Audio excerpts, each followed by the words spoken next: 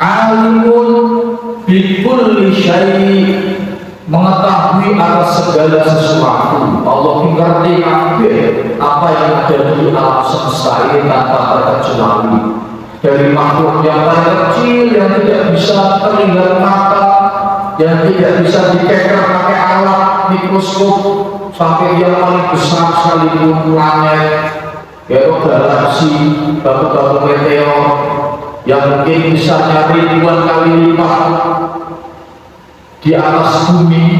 Itu Allah semuanya tahu dan berkehendak. Nah, saat ini pembahasan kita adalah yamuhu binafsihi. Allah itu berdiri sendiri. Allah itu berbeda dengan makhluk. Tidak bisa Allah disamakan dengan makhluk. Masa juga bisa berdiri di atas kaki sendiri. Kamu bisa ngatur di atas kakimu. Yang dimaksudkan berdiri sendiri itu bukan berdiri di atas kaki sendiri, itu bukan. Hendaknya Allah itu berdiri sendiri, ya, tidak membutuhkan sesuatu yang lain di luar dirinya. Allah itu tidak membutuhkan sesuatu yang lain di luar dirinya. Allah tidak butuh manusia, tidak butuh malaikat, tidak butuh jin, tidak butuh langit. Allah tidak butuh surga, Allah tidak butuh neraka, karena semua itu adalah makhluk. Karena semuanya itu adalah makhluk. Kalau Allah tidak butuh malaikat, kenapa dulu penyampai wahyu adalah malaikat Jibril? Itu sunnatullah, memang sudah diatur dalam perputaran yang dikehendaki oleh Allah. Ya kan?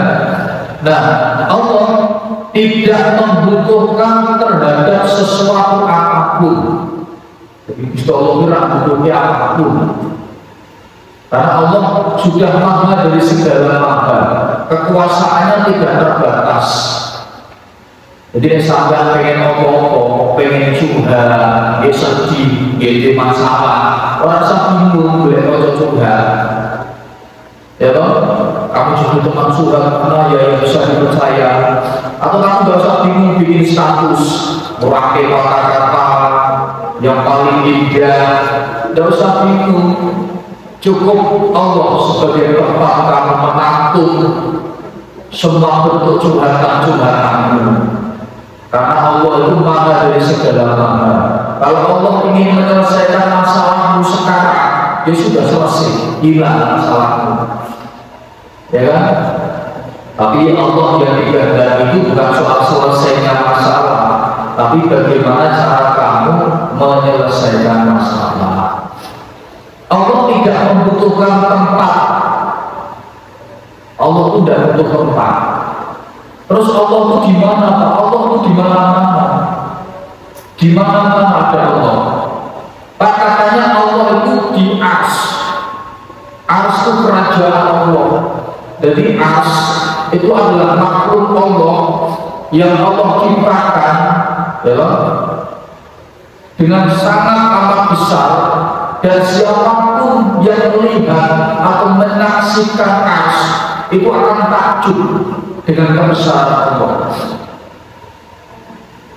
Tapi keberadaan Allah itu tidak terbatas hanya di Ars. Karena Allah itu tidak membutuhkan tempat. Di mana-mana ada Allah. Di hatimu ada Allah. Di pikiranmu ada Allah. Di kedua matamu itu ada Allah.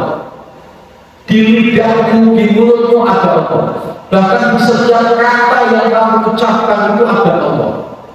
Bahkan di setiap udara yang kamu hembuskan, kamu tarik, itu ada Allah. Semuanya ada Allah. Kamu berjalan, menatap, di setiap tapak kakimu itu ada Allah. Makanya bahkan di setiap pori-pori kulitmu itu ada Allah. Dan Allah lebih tahu, ya kan, berlipat-lipat, lebih tahu secara sejati diri kita dibandingkan diri kita sendiri. Jadi itu Allah itu tidak butuh tempat, dan Allah adalah zat yang menciptakan. Jadi wis mutlak ini tidak bisa dibantah, tidak bisa dibantah. Apapun itu yang ada di alam semesta itu ciptaan Allah, tidak bisa juga dibantah. Langit ciptaan Allah. Di dalam langit ada apa?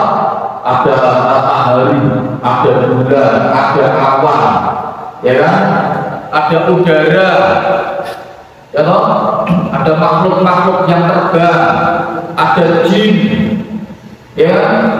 Semua itu ciptaan Allah tanpa terkecuali.